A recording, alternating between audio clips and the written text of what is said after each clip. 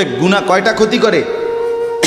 চেহারা কালো বানায়, অন্তর অন্ধকার বানায়, শরীর দুর্বল করে, রিজিক সংকুচিত করে, কমিয়ে দেয়, মানুষের চোখে ঘৃণা তৈরি।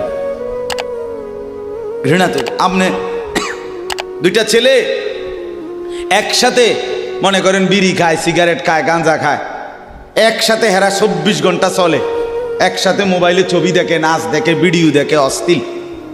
এরকম দুইজনের আলগা করে একজনের জিগান তোর লগের হেতে কেমন, হেতে কি করবো? উনি জোনায়েদ বাগদাদি,